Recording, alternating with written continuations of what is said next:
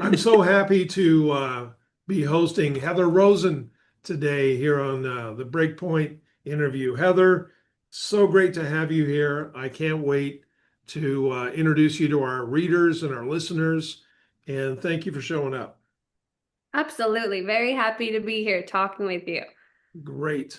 Awesome. So we just to let everyone know, we were able to hang out a bit in Nashville at the Doves.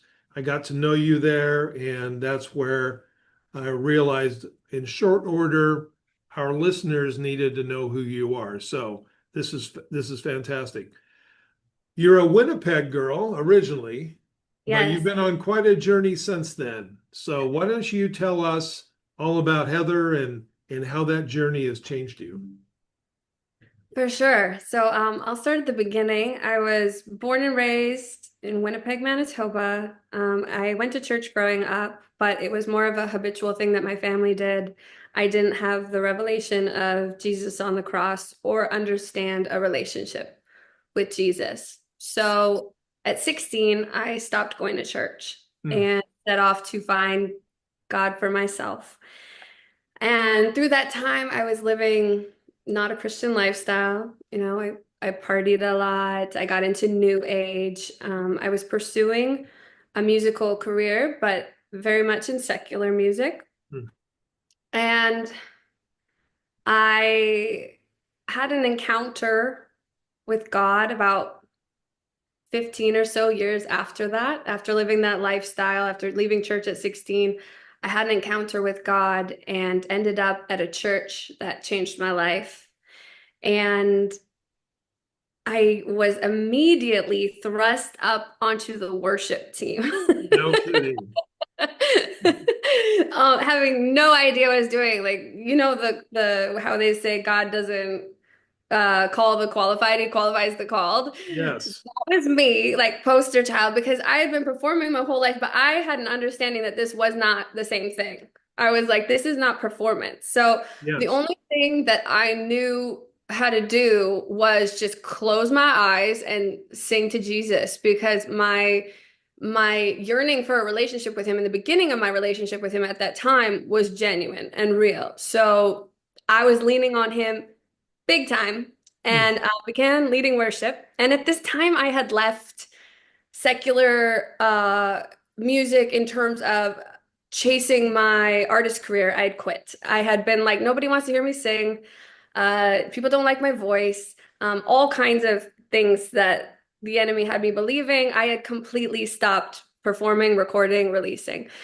And I was just writing for other people. So when I began this worship team role, I was like, okay, God, so this is where you want me. You want me to just like write songs for other people, and I'll come here on Sunday and I'll sing for you, and that's wonderful. Okay, cool. Yeah, okay. You want me to sing for you? Wonderful. And then one day he was like, boom, no. And he started dropping all these songs in me again that were so clearly my artist songs, but from a changed heart. And I was obedient to that in finishing them, but bawling on my floor when it came time to releasing them. Because I was very scared to get back into something that I had quit. It had been 10 years since I had last released a song as an artist. Did did your negative self-talk continue at that point, or had you left that in the past? It was more fear than negative talk. I was afraid, and I knew that God says, fear not, do not be afraid. I said, if you want me to do this again, you have to back me up. Like, I can't do this without you. I did the whole thing without you. I am Yeah. proof that I can't make it happen without you. I can't do it. I was really just at that point able to see what God thought of me, and who God says I am. And that had silenced the negative talk. But the Very good. negative talk in those years was exceptionally real. Hmm. Yeah. So when you were thrust into the worship team, Yeah. uh, did you have initial worries about your self-confidence and a loss of I don't belong here, or were you flooded with reality of this is where you belong or something in between? Yeah, it was both simultaneously, Yeah. basically. It was like, I have no idea what I'm doing. I am not qualified for this. Like I'm called a worship leader, but I don't know how am I leading people that know Jesus more than me? Like, that have known him longer than me. Like, where am I leading them? They're ahead of me. Wow.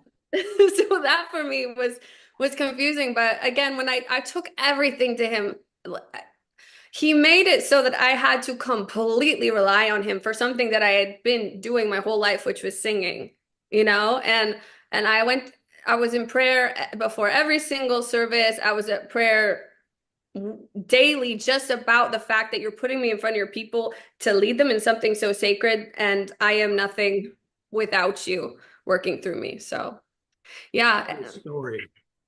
Now, did this happen in Canada or after you moved to the States? This was in Los Angeles, yeah. And I lived in Winnipeg until um 2011. I moved to Nashville. I Hmm. lived in Nashville for 3 years, singing and writing, and then moved to LA after 3 years, and I've been in LA ever since. So when you were in the secular business, I mean, you were signed by Sony, you did touring. Tell our listeners and our readers a little bit about that journey. Yeah, I was doing country music. And I moved to Nashville with nothing. I Yeah. actually had a dispute at the border going down because I moved to Nashville, brought all my stuff there, brought my car there, and then they called me back up to Canada for this songwriting contest I had entered. And they flew me back up, but when I was going back down to Nashville, I had no return ticket to Canada. So they Oh caught no. me. Oh no. They caught me. And so they were like, you're gonna have to spend some time in Canada. And I was like, how much time? And they're like, some time. And I was like, you're scary. So I stayed in Toronto where I slept on my cousin's couch for way too long. And that's actually the period of time where I got offered my publishing deal was in Toronto during that time that I got stuck up there, which allowed me to get my visa to properly operate in the United States. Yeah. What a story. And so Yeah. you were in Nashville for 3 years? Is that what you said? Yes. Yes. And that's when I was touring with like Emerson Drive and writing for all kinds of mostly country artists at that time. Yeah. Well, your music now is so deep and it is so meaningful. It comes through. Your writing is so authentic.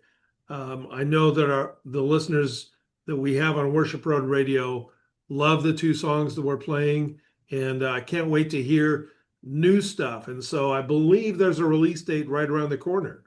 Yes, there is. Thank you so much for that.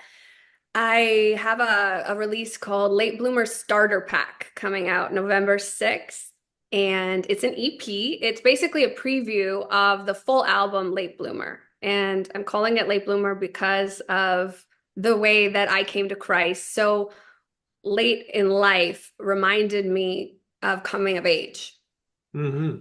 and that whole transformation and the fear of the unknown but the hope that it's giving you, and it felt like I was in school all over again. So it's called Late Bloomer, and it's called the Starter Pack because it's not the full-length album yet, and some of the songs are a bit more stripped down than the full-length versions will be.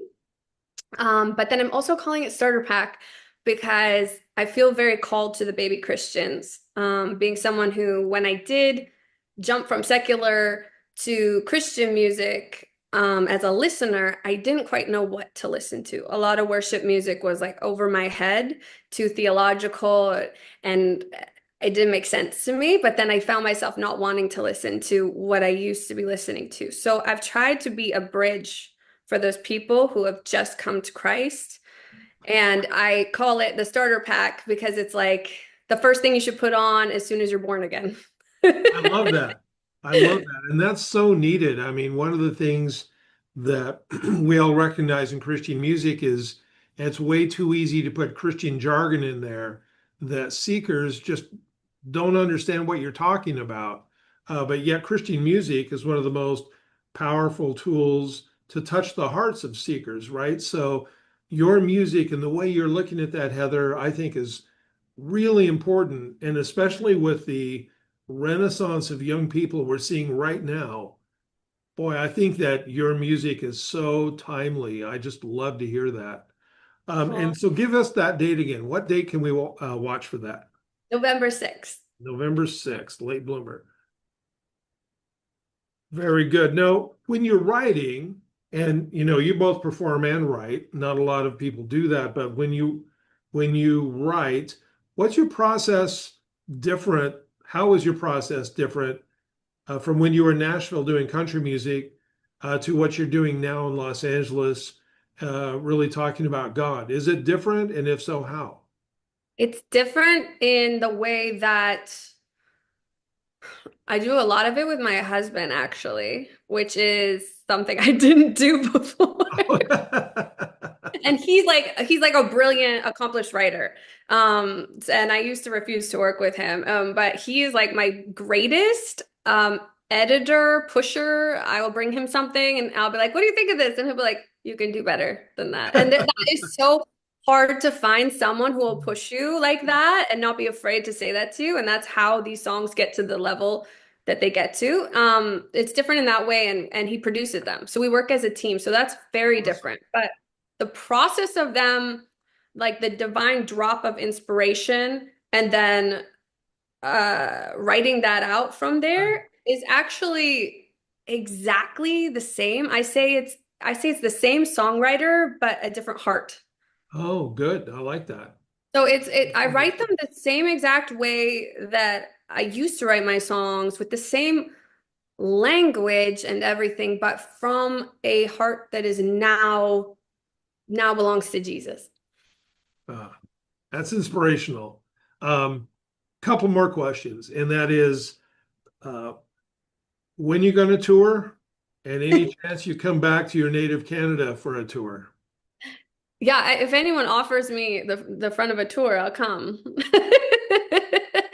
I Very don't good. have plans right now, but I am open. Like agents, you can call me. We can do this thing. I Let's do I it. love being out there with the congregation more than more than the rest of it. So Well, I'll just put in my 2 cents. I'd love to get you up to British Columbia for one of those first tours. I think it would be awesome, and a connection with where we are spiritually, I think would be a perfect connection as well. Last thing, Heather, you know what it's like to be that songwriter, that person who, like, how do I do this? Uh, just grind through until you get there.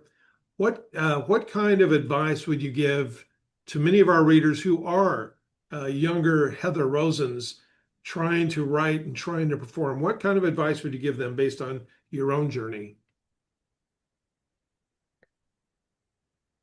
um so you have to work hard, but the grind did not get me anywhere without God. So Yes. grind without God is nothing.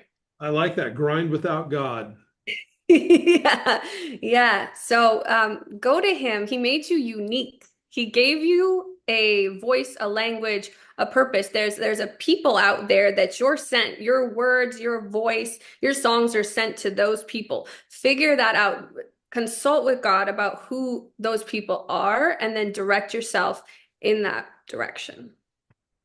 Very inspirational. And I'm so thankful to our mutual friend Jaylene Johnson for introducing us in Nashville. And I am a big fan of yours. I can't wait for your new music on November 6th, and look forward to many good concerts and many new songs ahead. So thanks so much for joining us, Heather. Thank you so much, Scott. Okay, we'll see you soon. Bye.